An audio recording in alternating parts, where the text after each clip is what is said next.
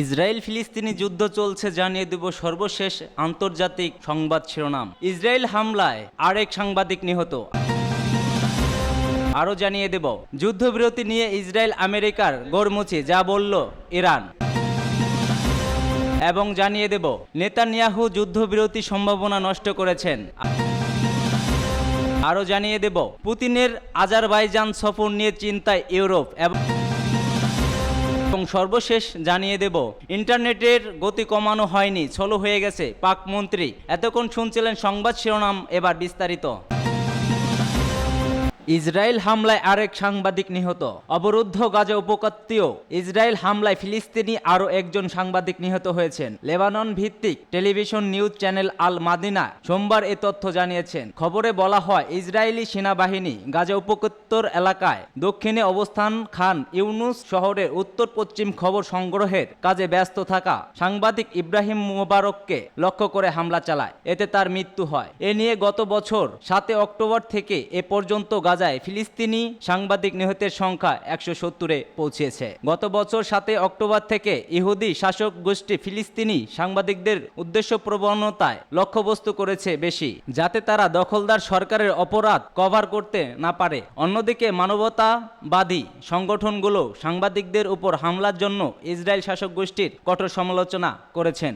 যুদ্ধবিরতি নিয়ে ইসরায়েল আমেরিকায় গড়মুচি যা বলল ইরান। ইরানের পররাষ্ট্রমন্ত্রী মন্ত্রণালয়ের মুখপাত্র নাসের কানানি বলেছেন ইসরায়েল সরকার দেখিয়ে দিয়েছে যে তারা গাজায় যুদ্ধবিরতি প্রতিষ্ঠা এবং ফিলিস্তিনি ভূখণ্ডে তাদের 10 মাসব্যাপী যুদ্ধের অবসান ঘটাতে আগ্রহী নয়। কাতারের দোহায় গাজা যুদ্ধবিরতি আলোচনার সর্বশেষ দফা সমাপ্ত হওয়ার 3 দিন পর সোমবার কানাকানি তার সাপ্তাহিক প্রেস ব্রিফিংয়ে এমন মন্তব্য করেন। সর্বশেষ এই আলোচনা একটি নতুন প্রস্তাবের ভিত্তিতে শুরু করে, তবে ফিলিস্তিনি স্বাধীনতাকামী সংগঠন হামাস তা প্রত্যাখ্যান করে বলেছে গাজায় আটক যুদ্ধবন্দীদের মুক্তির বিনিময়ে ইসরায়েল যুদ্ধবিরতির জন্য নতুন শর্ত জুড়ে দিয়েছে। এই বিষয়ে ইরানি মুখপাত্র বলেন ইসরায়েলি সরকার আসলে দেখিয়েছে যে তাদের যুদ্ধ বন্ধ করার এবং যুদ্ধবিরতি প্রতিষ্ঠার কোনো ইচ্ছা নেই। সাম্প্রতিক আলোচনার মধ্যেও তারা গাজায় হামলা অব্যাহত রেখেছে এবং নির্বিচারে ফিলিস্তিনিদের হত্যা করে যাচ্ছে। যুদ্ধবাজ সরকার ফিলিস্তিনি জনগণের উপর চালানো হত্যাযজ্ঞ তো বন্ধ করেইনি, উপরোক্ত হামাসকে নতুন শর্ত জুড়ে দিয়েছে। নাসের কানাকানি বলেন গাজায় অবিলম্ব যুদ্ধবিরতি প্রতিষ্ঠা করার দরকার এবং তা নিয়ে কারো সন্দেহ নেই। তবে আন্তর্জাতিক সম্প্রদায় বিশেষ করে মার্কিন চাপের মুখে জাতিসংঘের নিরাপত্তা পরিষদে নিষ্ক্রিয়তা ফলে ফিলিস্তিনি ভূখণ্ডে ইসরায়েলি অপরাধ অব্যাহত করেছে।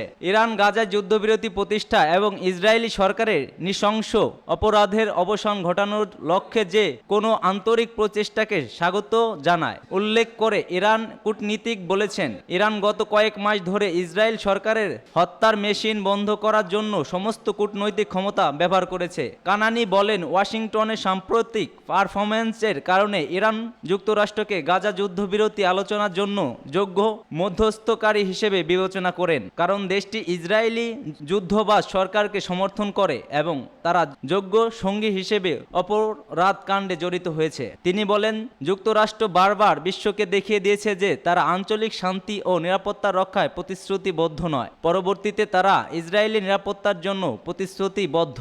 ইরানি মুখপাত্রের দাবি যুক্তরাষ্ট্রের যদি গাজায় যুদ্ধবিরতি প্রতিষ্ঠায় সাহায্য করার জন্য দৃঢ় সংকল্প থাকে তাহলে তারা ইসরায়েলি হত্যাযজ্ঞ থামাতে তার শক্তি ব্যবহার করত। আর হামাসও মার্কিনদের কাছ থেকে কোনো ইতিবাচক দৃষ্টিভঙ্গি প্রত্যাখ্যান করেনি। তবে ইরান গাজা উপত্যকা যুদ্ধবিরতি চুক্তি বিষয়ে যুদ্ধরত উভয় পক্ষের মধ্যে ভালো বিশ্বের ভিত্তিতে যে কোনো পদক্ষেপ স্বাগত জানায় বলে জানান কানানি।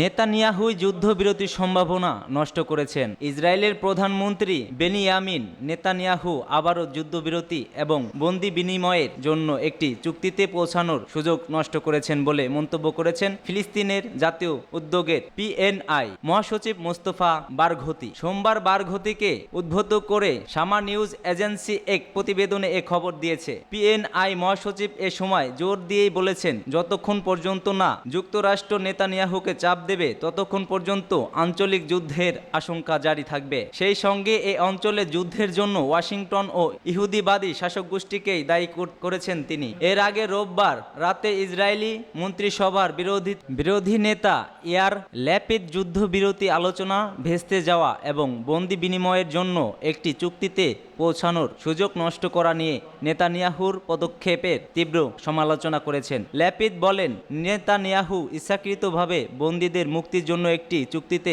পৌঁছানোর সুযোগ নষ্ট করতে চাইছেন। ইসরায়েলি মন্ত্রিসভার বিরোধী দলীয় নেতা বলেন, নেতানিয়াহু যদি বন্দীদের ফেরত দেওয়ার জন্য একটি চুক্তিতে পৌঁছাতে চান তাহলে ইসরায়েলি আলোচনাকারী দলের জন্য অসুবিধা তৈরি করতে প্রতি 3 ঘন্টা পর পর তার প্রেস বিজ্ঞপ্তি জারি করা উচিত নয়। ফিলিস্তিনি স্বাধীনতাকামী সংগঠন হামাস একটি দীর্ঘস্থায়ী যুদ্ধবিরতি, গাজা উপত্যকা থেকে ইসরায়েলি সেনাদের সম্পূর্ণ প্রত্যাহার এবং গাজার কেন্দ্র ও দক্ষিণ অঞ্চল থেকে ফিলিস্তিনি উদ্ধাস্তের নেটজারিম করিডর দিয়ে উত্তর অঞ্চলে তাদের ঘরবাড়ি থেকে অবাধে প্রত্যাবর্তন এবং বিষয়ে জোর দিয়ে আসছেন। এর আগে শুক্রবার দোহায় গাজা যুদ্ধবিরতি আলোচনায় মধ্যস্থকারী হিসেবে কাতার, মিশর এবং যুক্তরাষ্ট্রের প্রতিনিধিরা এক যৌথ বিবৃতিতে কোনো ধরনের ফলাফল ছাড়াই চলিত দফার আলোচনা সমাপ্তি ঘোষণা করেছে। এবার পুতিনের আজারবাইজান সফর নিয়ে চিন্তিত ইউরোপ। প্রাকৃতিক সম্পদের আধার ইউরোশিয়ারদের দেশ আজারবাইজান ক্যাস্পিয়ান সাগর তীরবর্তী দেশটি এক সময় সোভিয়েত ইউনিয়ন ভুক্ত ছিল। এবার সেই আজারবাইজানের দিকে নজর পড়েছে রুশ প্রেসিডেন্ট ভ্লাদিমির পুতিনের। গেল 6 বছরের মধ্যে এ প্রথম দেশটির সফরে গেলেন তিনি। পুতিনের 2 দিনের এই রাষ্ট্রীয় সফরে বেশ চিন্তায় পড়ে গেছে ইউরোপীয় ইউনিয়ন, বিশেষ করে ইউক্রেনের প্রেসিডেন্ট ভ্লাদিমির পুতিনের। গেল 6 বছরের মধ্যে এই প্রথম দেশটি সফরে গেলেন তিনি। ভলোদিমির জেলেনস্কির চোখে ঘুম চলে গেছে।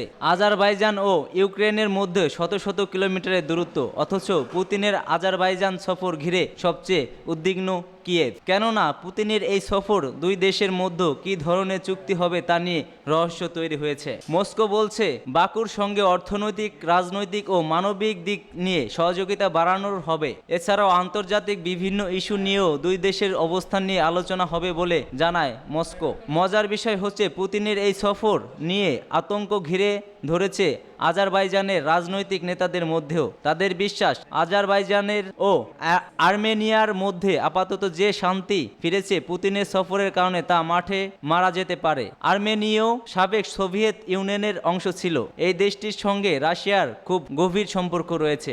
ইন্টারনেটের গতি কমানো হয়নি, স্লো হয়ে গেছে পাক মন্ত্রী। পাকিস্তানে ইন্টারনেটের ধীরগতির জন্য সরকারি সংশ্লিষ্ট নেই বলে দাবি করেছেন দেশটির তথ্য প্রযুক্তি মন্ত্রী ফাতিমা খাজা। তিনি বলেন, ভিপিএন এর অতিরিক্ত ব্যবহারে ইন্টারনেটের গতিকে প্রভাবিত করেছে। এক সংবাদ সম্মেলনে তিনি এ দাবি করেন। সংবাদ সম্মেলনে প্রতিমন্ত্রী ফাতিমা খাজা বলেন, ইন্টারনেট নিয়ন্ত্রণ বা ইচ্ছাকৃতভাবে ধীরগতি করা হয়নি, বরং ভার্চুয়াল প্রাইভেট নেটওয়ার্কের ব্যবহার বেড়ে যাওয়ায় ইন্টারনেটের গতি প্রভাবিত হয়েছে। তিনি আরও বলেন, যখন নির্দিষ্ট অ্যাপের পরিষেবা ব্লক করা হয়েছিল, ব্যবহারকারীরাও তখন ভিপিএন ব্যবহার করতে শুরু করে। স্থানীয় ইন্টারনেট পরিষেবাগুলোকে বাইপাস করে গতি কমায়। ভিপিএন করলে মোবাইল ইন্টারনেট গতি